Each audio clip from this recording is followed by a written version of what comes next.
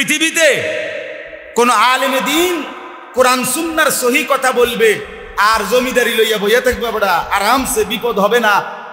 হত্যা, জুলুম, জেল, নির্যাতন, হামলা, মামলা এটা ওনার কান্দে আসবে না। ওটা হবে না, এটা হবে না। আমগো কপাল এটাই, আমরা এই কপাল লইয়াই চলতে হইব।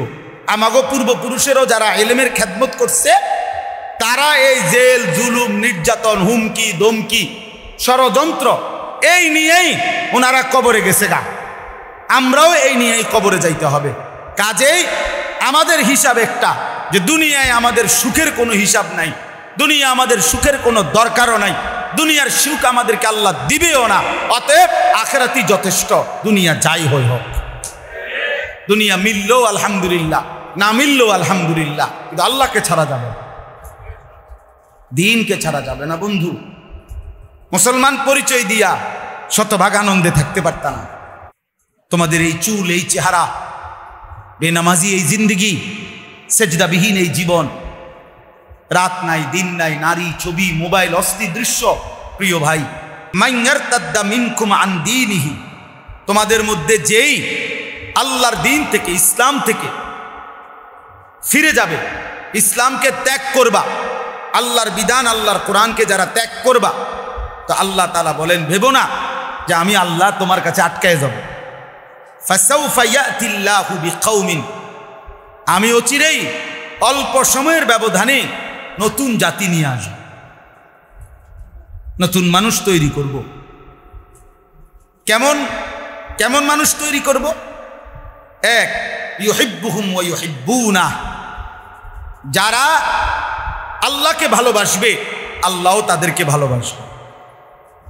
দুই, আদিল্লাতিন আলাল মুমিনিন আইজ্জাতিন আলাল কাফিরিন, যারা মুমিনদের প্রতি হবে নম্র, কাফেরদের প্রতি হবে কঠোর। তিন, ইউজাহিদুনা ফি সাবিলিল্লাহ, যারা আমৃত্যু আল্লাহর পথে যুদ্ধ করতে থাকবে। ওয়ালা ইয়াখাফুনা লাউমাতা লাইম, কারো কোনো নিন্দা, ভৎসনা, তিরস্কারে ভয় পাবেন, ভয় পাবেন। সমাধান মৃত্যুই, সমাধান জিহাদি, সমাধান আল্লাহর জন্য জীবন বিলিয়ে দাও। এটাই শেষ কর, এটাই শেষ কর। এই জন্য যে হামাস, ফিলিস্তিনের গাজা, যেই মুজাহিদ বাহিনী মাটির নিচে থাইকা যুদ্ধ করতেছে, এরা এখনো 1 ঘন্টার জন্য ঘাড় নোয়ায় না, সব শেষ করে ফেলছে মাটির উপরে। গাজাটারে একটা মরুভূমি বানায় ফেলছে, একটা মুসলমানের একটা বাড়ি ঘর কিচ্ছু নাই, আপনজন, আত্মীয় স্বজন, এতিম, অসহায় বাচ্চা, নারী, শিশু সব শেষ। কিন্তু এরপরেও যারা মুজাহিদ, তারা একবারের জন্য ইসরায়েলের ওই কুত্তাদের কাছে মাথা নোয়ায় না, টিকেই আছে, টিকেই আছে।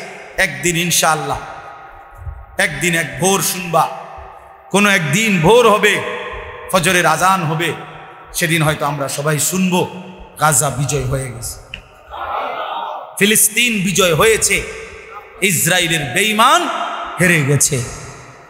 ইনশাআল্লাহ, ইনশাআল্লাহ 100-170 এটাই হবে, এটা হতেই হবে যদি আল্লাহ থাকে। আর আল্লাহ আছেন, আল্লাহ আছেন তো, তিনি আছেন তো, হবেই। এই জন্য আল্লাহ তাআলা বলেন, বান্দা তুমি আমারে ঠেকাইও না, আমি সব সময় এই 3 গুণওয়ালা আমার জাতি রেডি রাখবো, এই পৃথিবীতে থাকবে। 3 গুণ মানে 2টা করে, প্রতি গুণে 2টা, মোট 6টা গুণ। 3 গুণারি মানে 3টা, প্রতিটার মধ্যে 2টা। আল্লাহ তাদেরকে ভালোবাসবে, তারাও আল্লাহকে ভালোবাসবে। 2, তারা ইমানদারের প্রতি হবে নম্র, কাফেরের প্রতি হবে কি কঠোর। 3, তারা আল্লাহর পথে যুদ্ধ করবে এবং কারো কোনো নিন্দা ভৎসনায় কি করবে না, ভয় পাবে, ভয় পাবে। এরপরে আল্লাহ বলেন, যালিকা ফাদলুল্লাহ ইউতিহি মান ইয়াশা, এমন নিয়ামত, এমন গুণ, এমন মোমেন, এমন ইমানদার আল্লাহ যাকে চান দয়া করে তাকেই দান করেন।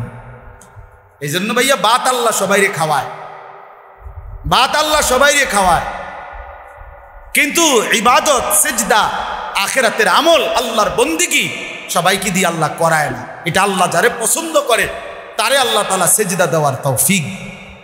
এই জন্য তোমরা যারা এখন খাইতেছো, ঘুমাইতেছো, পেশাব পায়খানা করতেছো, আর নারী দেখো, ছবি দেখো, মা কিছু বলে না, বাপ কিছু বলে না, সবার বাঁধন থেকে তোমরা ছুটে গেছো। এই সমাজের মুরব্বী, বয়স্ক, বাবা কেউ কিছু তোম করে, কিশোর জোয়ান ছেলে তোমাদেরকে আর বলে না। নিজের হাতে নিজেরে তুলে নিছো এবং নারী, ছবি, মোবাইলের কাছে নিজেরে সমর্পণ করে বন্ধুদের আড্ডায়, অসৎ লোকের আড্ডায় শেষ হচ্ছ। মনে রাখো, মনে রাখো ভাইয়া, এই পথ তোমারে জাহান্নামে নিয়ে যায়।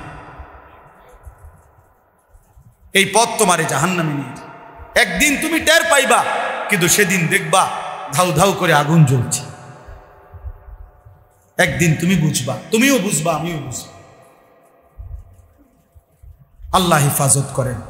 শেষ কথা হলো, আল্লাহ তাআলা বলেন ইন্নামা ওয়ালিয়ুকুম, এই ছেলেরা, বাবারা, বয়স্করা সবাই শোনেন, আল্লাহ আবার বলতেছে, অতএব বান্দা শুনো, তোমাদের সকলের বন্ধুত্ব হবে, বন্ধু হবে কে? মুমিনের বন্ধু কে? এক, আল্লাহ। এই যে দুই, ওয়া রাসূলুহু, আল্লাহর রাসূল। তিন, ওয়াল্লাযীনা আমানুল্লাযীনা ইউকিমুনাস সালাহ ওয়া ইউতুনাজ যাকাতা ওয়া হুম রাকিউন। তিন, ওই সমস্ত ঈমানদার যারা বিনম্র চিত্তে নামাজ পড়ে এবং যাকাত প্রদান করে। বেনামাজি মুমিনের বন্ধু হইতে পারে, হারামখোর মুমিনের বন্ধু হইতে পারে। সরাসরি কোরআনের আয়াত, ইন্নামা ওয়ালিয়ুকুম, তোমাদের বন্ধু হবে কেবল আল্লাহ ওয়া রাসূলুহু ওয়াল্লাযীনা আমানুল্লাযীনা ইউকিমুনাস সালাহ, ওই সমস্ত ঈমানদার যারা নিয়মিত নামাজ পড়ে, যারা নিয়মিত যাকাত, যারা আল্লাহকে চেনে। সর্বশেষ আল্লাহ বলেন ওমান ইয়াতাওয়াল্লাল্লাহা, আল্লাহকেই যে বন্ধু বানাবে, ওয়া রাসূলুহু ওয়া রাসূলাহু, রাসূলকে যে বন্ধু বানাবে, ওয়াল্লাযীনা আমানু, ওই উপরোক্ত গুণাবলী সম্পূর্ণ মুমিনদেরকে যারা বন্ধু বানাবে তারাই আল্লাহর দল। আর ফাইন্না হিজবাল্লাহি হুমুল গালিবুন, আল্লাহর এমন দল বিজয়ী হবে, বিজয়ী। সময়ের ব্যবধান হবে হয়তো, কিন্তু বিজয়ী হবে। এই জন্য আজকের এই শেষ কথা এটাই, বাবা, কিশোর, নওজোয়ান, আল্লাহকেই বন্ধু বানাও, নবী সাল্লাল্লাহু আলাইহি সাল্লামকেই বন্ধু বানাও। এই 23 বছরে কোরআনুল কারীম গ্রহণ করতে গিয়ে তিনি কি পরিমাণ কষ্ট করেছেন। প্রত্যেকবারে হাদিসে আছে, আম্মা জান আয়েশা রাদিয়াল্লাহু তাআলা আনহা বলেন, ওয়া ইন্না জাবিনাহু লা ইয়াতাফাসসাদু আরাকান, নবীজির কপাল মোবারক, চেহারা মোবারক যখনই ওহী নাজিল হইতো, সেটা যদি কনকনে শীত ঠান্ডাও হতো, তারপরও আল্লাহ নবীর চেহারা মোবারক ঘামে একদম ভিজে যাইতো, দরদর করে ঘাম বাইয়া পড়ত। যদি ঘোড়া, গাধা, খচ্চর, উট এরকম কোনো বাহনের পিঠে বসা অবস্থায় কোরআন নাজিল হতো, তো এই ওয়াহির ভারে, মানে কোরআনের শব্দের ভারে, এই সরাসরি নবীজিকে নিয়ে এই ঘোড়া, গাধা, খচ্চর, উট বসে যায়। ভার এটা সহ্য করতে পারত না, এত ওজন, এত ভারী। তো কি পরিমাণ কষ্ট তিনি সয়েছেন। 27টি যুদ্ধ পরিচালনা করেছেন, নিজে অংশগ্রহণ করেছেন এই মদিনার 9 বছরে, মানে 10ম বছরে তো ইন্তেকালই করছেন। মদিনায় ছিলেন 10 বছর, কিন্তু 10ম বছরে তো কি ইন্তেকাল করছে। তাইলে কি পরিমাণ কষ্ট, ক্লেশ সহ্য করেছে। আমার বাপ একটা জরুরি বিষয় বলে রাখে, ছেলেরা তোমাদেরকেও বলি, ভাই, প্রিয় ভাই, পৃথিবীর কত মানুষের জীবনী, সংক্ষিপ্ত হোক, বিস্তারিত হোক, কতজনের প্রোফাইল, কতজনের কত কিছু তো তোমরা জানো ভাই। শুনো, পড়ো, কিংবা মোবাইলে হোক, বাস্তবে হোক, পত্রিকায় হোক, রিপোর্টে হোক। কিন্তু একটা অনুরোধ, তো রাসূলুল্লাহ সাল্লাল্লাহু আলাইহি সাল্লামের পুরা জীবনীটা একটাবার পড়া দরকার,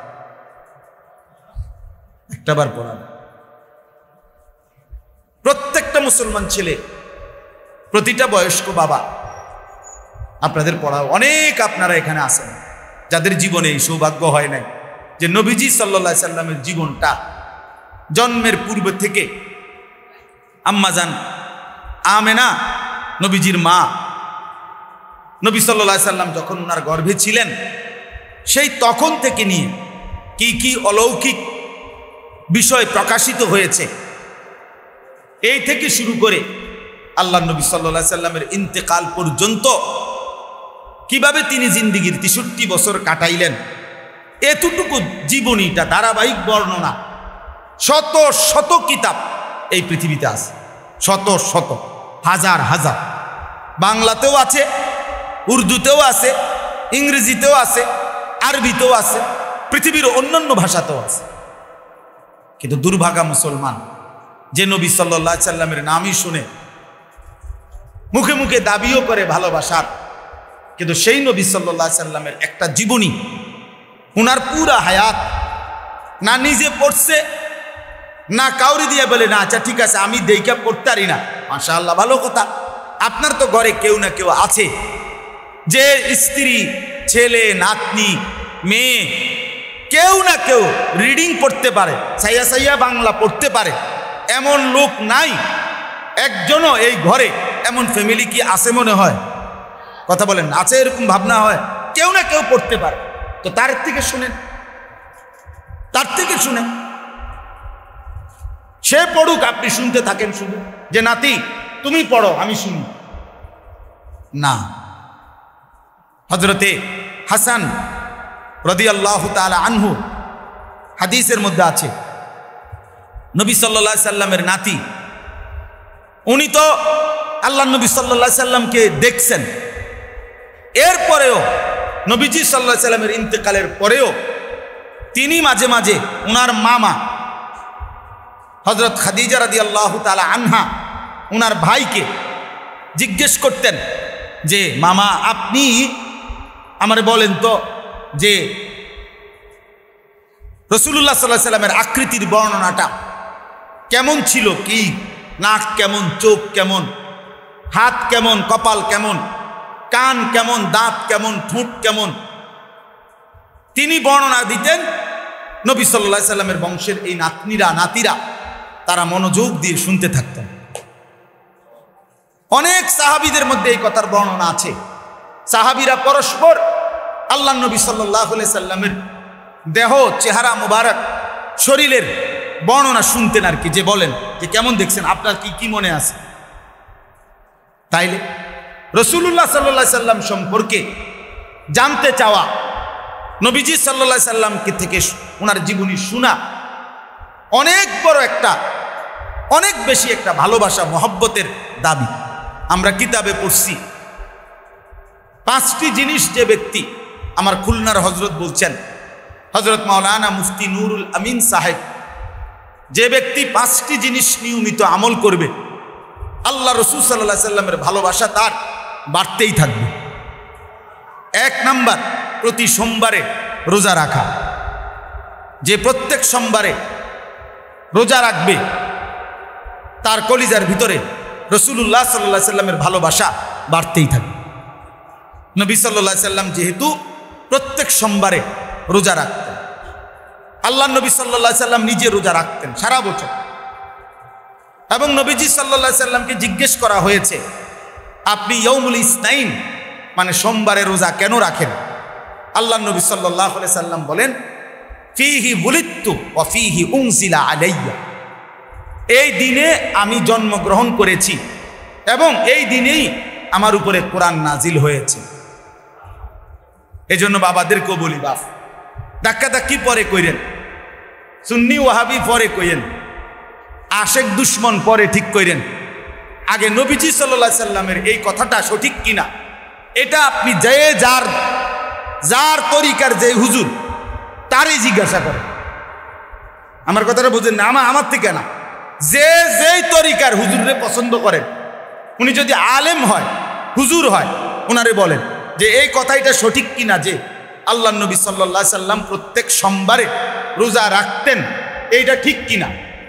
2, এটাও বলেন যে নবীজি যে এটার কারণ বলছে যে এই দিনে আমি জন্মগ্রহণ করেছি এবং এই দিনে আমার উপরে কোরআন নাজিল হয়েছে, এই যে নবীজি এটা বলছে এটা ঠিক কিনা।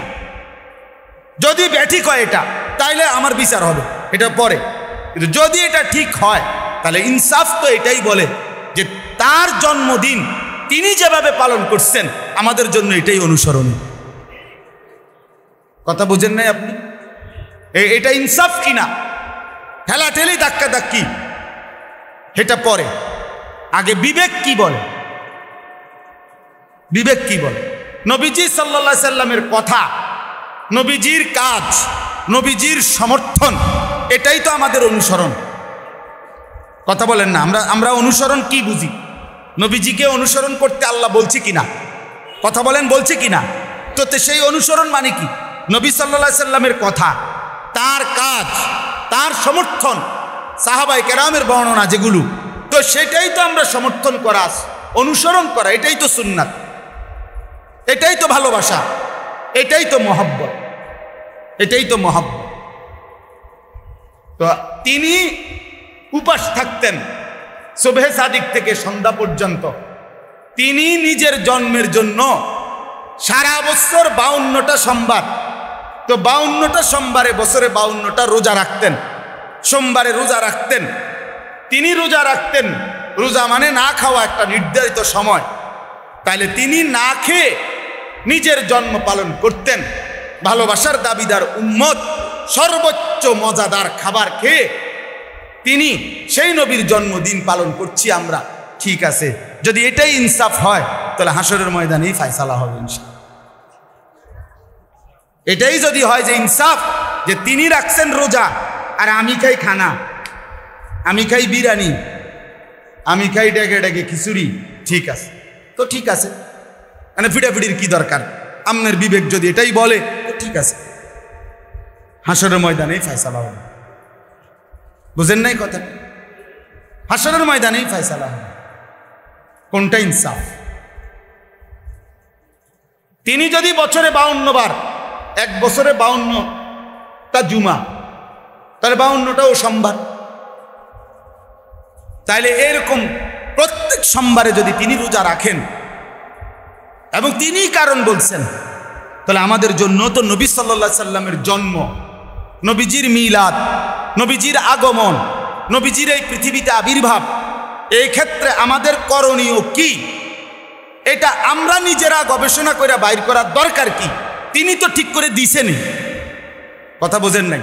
এই ব্যাপারে যদি ওনার থেকে কোনো তথ্য না থাকতো তাইলে না আমি চিন্তা করতাম যে আমি কি করতে পারি। আর তা আল্লাহ নবী সাল্লাল্লাহু আলাইহি সাল্লাম থেকে কোনো আমল আছে কিনা? বলেন না কেন, আছে কিনা? সেটা কি? কোন দিন? বছরে কয় দিন? তো মানে যতটা সোমবার, আরে 52 হোক আর 54 হোক, সোমবার সোজা হিসাব। আল্লাহ আমাদেরকে বুঝার তৌফিক দান করেন। আমি ব্যক্তিগতভাবে এই জন্য ঝগড়ার পক্ষপাতী না। 21 বছরে কারোর লগে কোনোদিন কোনো, আমার ওয়াজের বয়স আলহামদুলিল্লাহ আল্লাহর দয়ায় 21 বছর, 21 বছরে আমি কোনোদিন কারোর লগে বহস করি নাই, বহস করতে হয় নাই। কীর্তন বহস করবো, আমি কইছি আমার কথা, আমনে কোন আল্লাহর বান্দা যারটা অনুসরণ করে, আমার সমস্যা কি? কথা বোঝেন না আমার? আমি আপনাদেরকে বলছি, আপনি বললেন যে না হুজুর আপনার কথা বুঝে ধরে না, খালনি তো ঠিক আছে, এটা ফেলে দেন, আপনি যেটা ভালো লাগছে আপনি সেটাই মানেন, অসুবিধা কেন? আমার দায়িত্ব তো বলা না, আপনার মাথার বাড়ি দেওয়ানি আমার দায়িত্ব, আপনাকে জবরদস্তি করা আমার দায়িত্ব, খালাস। আপনার দায়িত্ব বিশ্লেষণ করা, আকলে সালিম দিয়ে ভাবা, কোরআন সুন্নাহ থেকেই গ্রহণ করা, কোরআন সুন্নাহ থেকেই গ্রহণ করা। হোমকে কি কম বুঝিনি, হোমকে কি বেশি বুঝিনি, এটার দরকার কি? মনে করেন সবাই বুঝে, তো সবার বুঝের থেকে আমনে যেহেতু একাধিক মত, তাইলে আপনি তো এতটুকু সিদ্ধান্ত নেন আল্লাহ নবী সাল্লাল্লাহু আলাইহি সাল্লামের থেকেই আমি গ্রহণ করব, সাহাবাদের থেকেই গ্রহণ করব, তাইলেই নিরাপদ, তাইলেই নিরাপদ, তাইলেই নিরাপদ। আল্লাহ আমাদেরকে বুঝার তৌফিক দান করেন। চলেন, 2 নাম্বার হলো, 1 নাম্বার হলো সোমবারে রোজা রাখা, 3 নাম্বার প্রত্যেক কাজে, 2 নাম্বার নবীজির শেখানো কিছু দোয়া আছে, যে ব্যক্তি ওই দোয়াগুলো পড়তে থাকে, বিশ্বাস করেন কিতাবে আছে, আল্লাহ রাসূল সাল্লাল্লাহু আলাইহি সাল্লামের প্রতি ভালোবাসা তার বাড়তেই থাকে। মানে তিনি বাথরুমে ঢুকতে যেই দোয়া পড়তেন, বের হইয়া যেই দোয়া পড়তেন, মসজিদে ঢুকতে যেই দোয়া পড়তেন, মসজিদ থেকে বের হয়ে যেই দোয়া পড়তেন, ঘুমের শুরুতে যেই দোয়া পড়তেন, ঘুম থেকে উঠে দোয়া পড়তেন, খাবারের আগে দোয়া পড়তেন, খাবারের পরে দোয়া পড়তেন, সফরে বের হইলে দোয়া পড়তেন, ঘরে ফিরলে দোয়া পড়তেন, যানবাহনে উঠলে দোয়া পড়তেন, নামলে দোয়া পড়তেন, উঁচা জায়গায় উঠলে দোয়া পড়তেন, নিচু জায়গায় নামলে দোয়া পড়তেন, সমান্তরাল জায়গায় হাঁটলে দোয়া পড়তেন। এভাবে আল্লাহর নবীর সেজদা নাই। কেমনে পারলি নাফরমান? আল্লাহকে সেজদা না দিয়ে আল্লাহর ঘরে ঢুকলি কেন? এই নাফরমান, কেমনে ঢুকলি? বেহায়া! রাস্তার কুত্তার দিকে তাকায় দেখিস বেটা, কুত্তার দিকে তাকায় দেখিস। যদি সেলফি তুলতে হয় কুত্তার লগে তুলবা। বেনামাজি, যদি সেলফি তুলতে হয় কুত্তার সাথে উঠাইবা, আর একসাথে দুইজনের ছবি দিয়া বলবা এই দুই জানোয়ার সেজদা দেয় না। ওইটাও না, এটাও। মানুষের সাথে ছবি উঠাইও না। মানুষের লগে উঠাইবা কেন? তুমি তো নামাজই পড়ো না। তুমি মানুষ কিসের? তুমি কিসের মানুষ? কিসের মানুষ? ইসলাম কারো কাছে ঠেকে না, ইসলাম আটকাবেও না। এই পৃথিবীতে ইসলামের উপরে, মুসলমানের উপরে যত ঝড় তুফান গেছে গত 1450 বছরে, দোস্ত,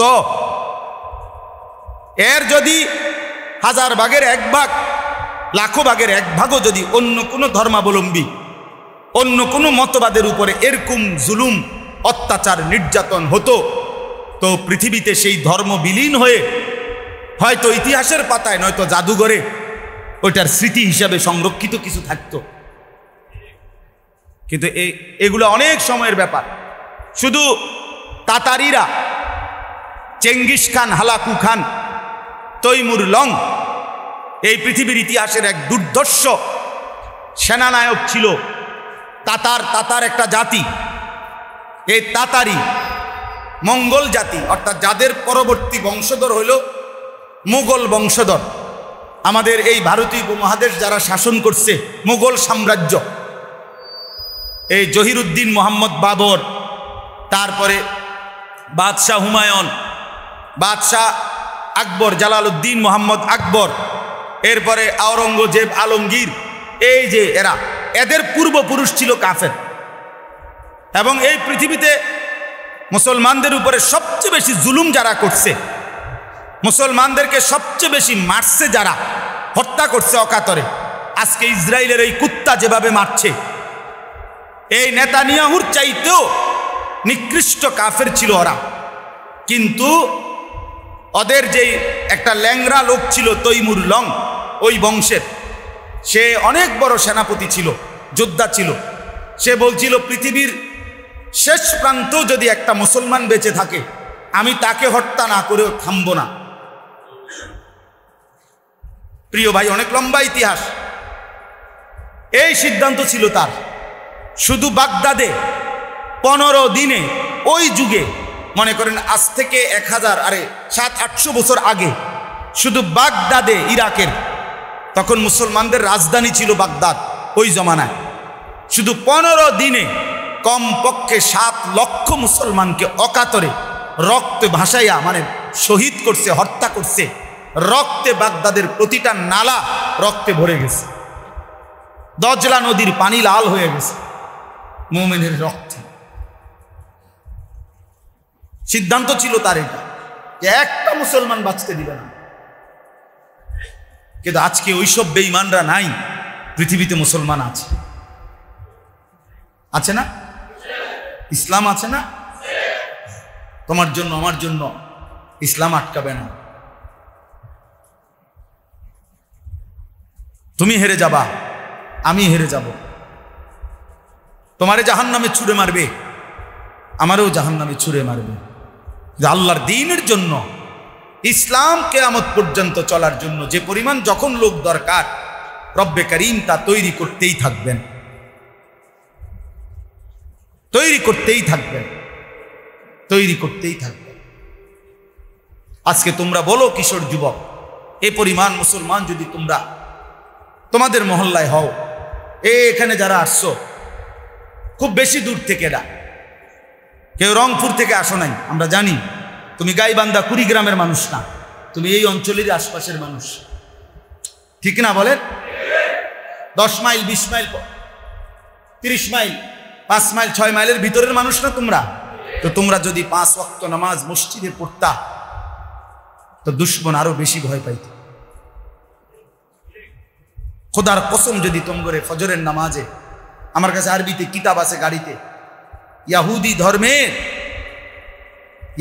ধর্মে স্পষ্ট কথা লেখা আছে ইয়াহুদিদের কিতাবে, মুসলমান যেদিন এশার নামাজ আর ফজরের নামাজ বরাবর হবে মুসলমানের মুসল্লি, সেদিন মুসলমানদের হাতে ইয়াহুদিদের চূড়ান্ত পতন হবে।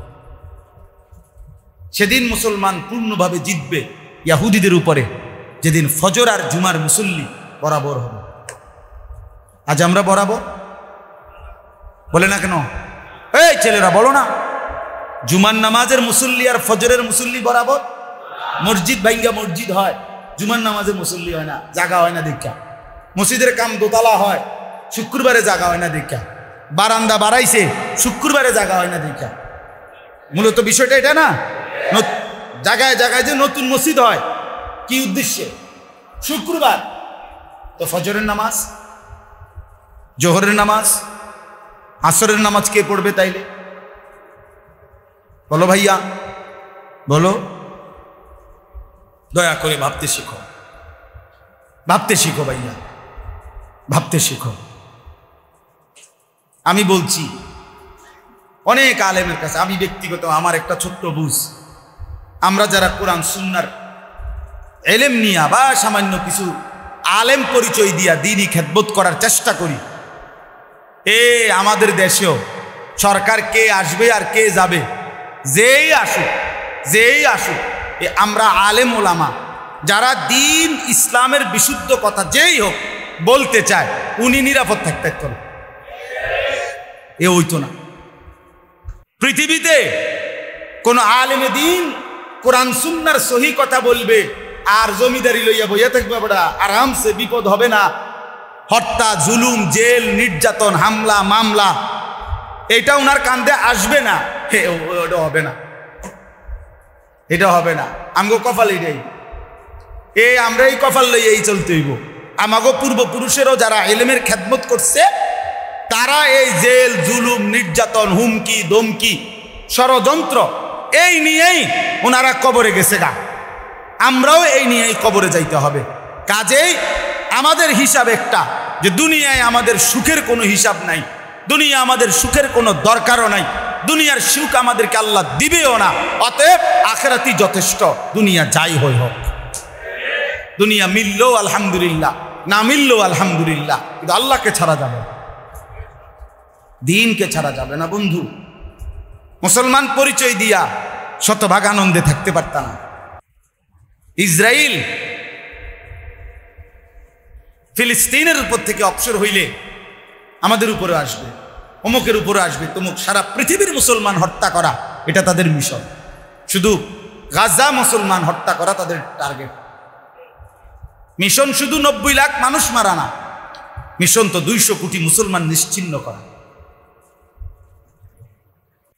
তোমাদের এই চুল, এই চেহারা, বেনামাজি এই জিন্দগি, সেজদাবিহীন এই জীবন, রাত নাই দিন নাই, নারী, ছবি, মোবাইল, অস্থির দৃশ্য। প্রিয় ভাই, মাইয়ারতাদ্দা মিনকুম আন দীনিহি, তোমাদের মধ্যে যেই আল্লাহর দিন থেকে, ইসলাম থেকে ফিরে যাবে, ইসলামকে ত্যাগ করবা, আল্লাহর বিধান, আল্লাহর কোরআনকে যারা ত্যাগ করবা, তো আল্লাহ তাআলা বলেন, ভেবো না যে আমি আল্লাহ তোমার কাছে আটকায় যাব। ফাসাউফা ইয়াতিল্লাহু বিকাউমিন, আমি অচিরেই অল্প সময়ের ব্যবধানে নতুন জাতি নিয়ে আসব, নতুন মানুষ তৈরি করব। কেমন মানুষ তৈরি করব? এক, ইউহিব্বুহুম ওয়া ইউহিব্বুনা, যারা আল্লাহকে ভালোবাসবে আল্লাহও তাদেরকে ভালোবাসবে। 2, আদিল্লাতিন আলাল মুমিনিন আইজ্জাতিন আলাল কাফিরিন, যারা মুমিনদের প্রতি হবে নম্র, কাফেরদের প্রতি হবে কঠোর। 3, ইউজাহিদুনা ফি সাবিলিল্লাহ, যারা আমৃত্যু আল্লাহর পথে যুদ্ধ করতে থাকবে। ওয়ালা ইয়াখাফুনা লাউমাতা লাইম, কারো কোনো নিন্দা, ভৎসনা, তিরস্কারে ভয় পাবে না। ভয় পাবেন। সমাধান মৃত্যুই, সমাধান জিহাদি, সমাধান আল্লাহর জন্য জীবন বিলিয়ে দাও। এটাই শেষ কথা, এটাই শেষ। এই জন্য যে হামাস, ফিলিস্তিনের গাজা, যেই মুজাহিদ বাহিনী মাটির নিচে থাইকা যুদ্ধ করতেছে, এরা এখনো 1 ঘন্টার জন্য ঘাড় নোয়ায় না, সব শেষ করে ফেলছে মাটির উপরে।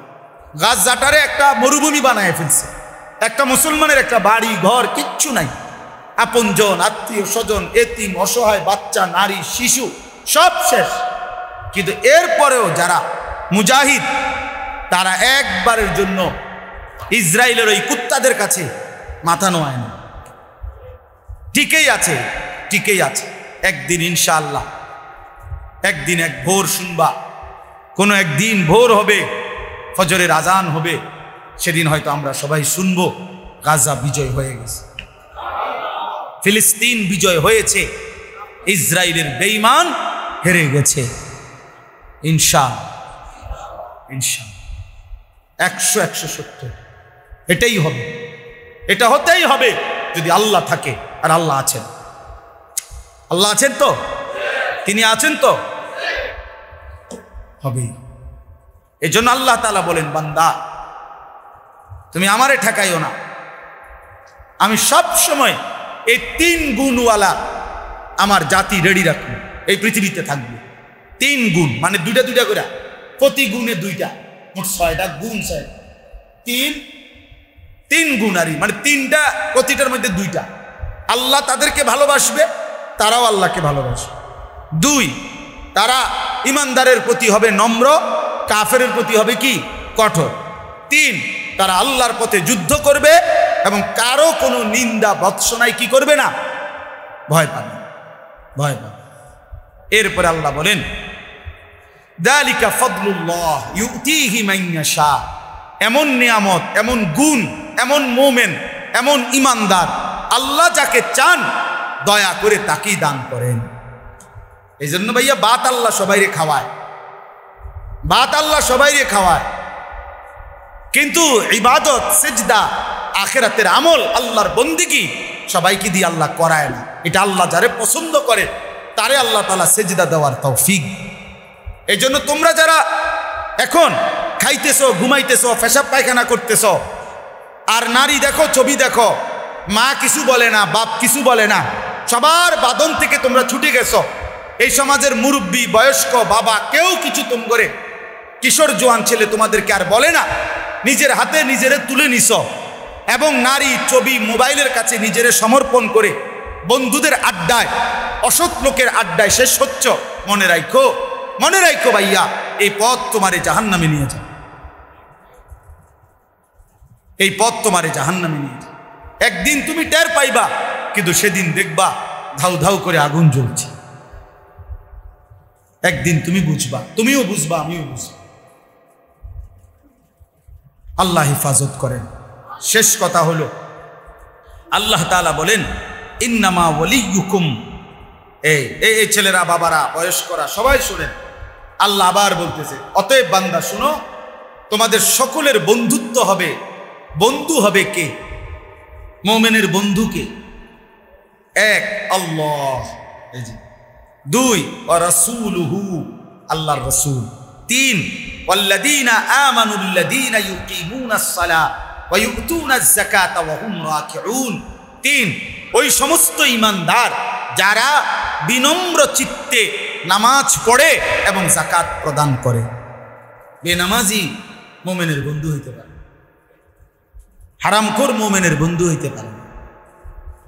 সরাসরি কোরআনের আয়াত, ইন্নামা ওয়ালিয়ুকুম, তোমাদের বন্ধু হবে কেবল আল্লাহ ওয়া রাসূলুহু ওয়াল্লাযীনা আমানুল্লাযীনা ইউকিমুনাস সালাহ, ওই সমস্ত ঈমানদার যারা নিয়মিত নামাজ পড়ে, যারা নিয়মিত যাকাত, যারা আল্লাহকে চেনে। সর্বশেষ আল্লাহ বলেন, ওমান ইয়াতাওয়াল্লাল্লাহ, আল্লাহকেই যে বন্ধু বানাবে, ওয়া রাসূলুহু ওয়া রাসূলাহু, রাসূলকে যে বন্ধু বানাবে, ওয়াল্লাযীনা আমানু, ওই উপরোক্ত গুণাবলী সম্পূর্ণ মুমিনদেরকে যারা বন্ধু বানাবে, তারাই আল্লাহর দল। আর ফা ইন্না হিজবাল্লাহি হুমুল গালিবুন, আল্লাহর এমন দল বিজয়ী হবে, বিজয়ী। সময়ের ব্যবধান হবে হয়তো, কিন্তু বিজয়ী হবে। এই জন্য আজকের এই শেষ কথা এটাই, বাবা, কিশোর নওজোয়ান, আল্লাহকেই বন্ধু বানাও, নবী সাল্লাল্লাহু আলাইহি সাল্লামকেই বন্ধু বানাও। ইমানদার মুমিন যারা আল্লাহকে ডাকে তার সাথেই তুমি তোমার সম্পর্ক গড়ে তোলো। আল্লাহ নবী সাল্লাল্লাহু আলাইহি সাল্লাম বলছেন, আল্লাহ তাআলা বলছেন হাদিসে কুদসি, আল্লাহ নিজে বলছেন ওয়াজাবাত মাহাব্বাতি, আমি আল্লাহর মহব্বত ভালোবাসা আমার ওই বান্দার জন্য ওয়াজিব হয়ে যায়। লিল মুতাহাব্বিনা ফিয়া, আমার যে দুই বান্দা আমি আল্লাহর জন্য একে অপরকে ভালোবাসি। দুই, ওয়াল মুতাজালিসিনা ফিয়া, যে দুই বান্দা আমি আল্লাহর জন্য পরস্পর বসে আমার আল্লাহর কথা শুনবে, দিন শুনবে, এই জন্য এই যে আমরা বসছি। ওয়াল মুতাজাফিরিনা ফিয়া, আল্লাহর জন্যই, সন্তুষ্টির জন্যই একে অপরের সাথে সাক্ষাৎ করে, মোলাকাত করে। আল্লাহ বলে তাদেরকে ভালোবাসা আমি আল্লাহর জন্য ওয়াজিব। আল্লাহ তাআলা বলেন, হাদিসের মধ্যে আছে, হাদিসে কুদসি এটাও, আল্লাহ হাসরের দিন বলবে আইনাল মুতাহাব্বুনা বিজালালি, আমি আল্লাহর জন্যই তোমরা যারা একে অপরকে ভালোবাসছিলা তোমরা কোথায়? হাত তোলো। আল ইয়াউমু উযিল্লুহুম ফি যিল্লি ইয়াউমা লা যিল্লা ইল্লা যিল্লি, আজ আমি তোমাদেরকে যারা আমার জন্য একে অপরকে ভালোবেসেছিলে আমি আল্লাহ আজকে তোমাদেরকে আমার আরশের নিচে ছায়া দেব, যেই আরশের ছায়া ব্যতীত আর কোথাও কোনো ছায়া নাই। এজন্য বন্ধু, দুষ্টকে বন্ধু বানায়ও না, কিশোর নওজোয়ান নষ্ট হইও না, চরিত্রহীনের খপ্পরে পড়ো না। নারী, ছবি, মোবাইল, উলঙ্গ দৃশ্য, অশ্লীলতা, বেহায়াপনা, অসভ্যতার নোংরামি, এটাই যে আলাপ করে অথবা নিজেদের মধ্যে বিশ্লেষণ করে, সে তোমার বন্ধু না। 3টা থেকে রাত 10টা যার সাথে তুমি কাটাইলা 7 ঘন্টা, এই 7 ঘন্টার মধ্যে 3 ওয়াক্ত নামাজ চলে গেছে, আসর, মাগরিব, এশা, অথচ বন্ধু নামের যেই জানোয়ার একবারও তোমার নামাজের কথা বলে নাই, তো মনে রাখো ওইটা বন্ধু না, ওইটাই শয়তান, ওইটাই ইবলিস। শয়তান খুঁজো, ওই শয়তান, ওই দুষ্ট, ও বন্ধু না, ওই শয়তান, ওই ইবলিস। 7 ঘন্টা বন্ধু নামের এই শয়তান তোমার একবারও আল্লাহর কথা বলল না। মুসলমান 7 ঘন্টা খামখেয়ালি করে, 8 ঘন্টা, অথচ 8 ঘন্টার চাকরিতে অনেক মানুষের বেতন 30,000 টাকা, ডিউটি 8 ঘন্টা। স্ট্যান্ডার্ড টাইম কত? ডিউটির চাকরির 8 ঘন্টা না তো? তা 8 ঘন্টায় মানুষের হায়াত চলে, ডিউটিতে 8 ঘন্টায় পরিবার 8 ঘন্টার উপার্জন দিয়া চলে, আর তুমি সেই 8 ঘন্টাই খামখেয়ালি করলে, 8 ঘন্টাই তামসা করলা, কামড়া করলে কি ভাইয়া? এটা কোনো কথা হইল? আল্লাহ আমাদেরকে হেফাজত করেন। আমার আরো অনেক আগে শেষ করে দেওয়ার কথা, কিন্তু আমি এরপরও একটু বেশি বললাম। আমি এতগুলো নওজোয়ান ছেলে তোমাদের কাছে অনুরোধ করি, প্রিয় ভাই আমার, বন্ধু আমার, আল্লাহর জন্য প্রস্তুতি নাও, দ্বীনের জন্য, আখিরাতের জন্য। আল্লাহ এবং তার রাসূলকেই ভালোবাসো। বয়স্ক বাবা চাচাদেরকে বলি, শেষ হায়াত চা দোকানে অথবা হারাম উপার্জনের নেশায় শেষ করেন না। আখিরাত আছে, কিন্তু উপার্জন করে শেষ করতে পারতেন না। সংসারের প্রয়োজন শেষ হবে না, বা সুদের টাকা দিয়েও শেষ হবে না, হালাল টাকা দিয়েও শেষ হবে না, ঘুষ কিস্তির টাকা দিয়েও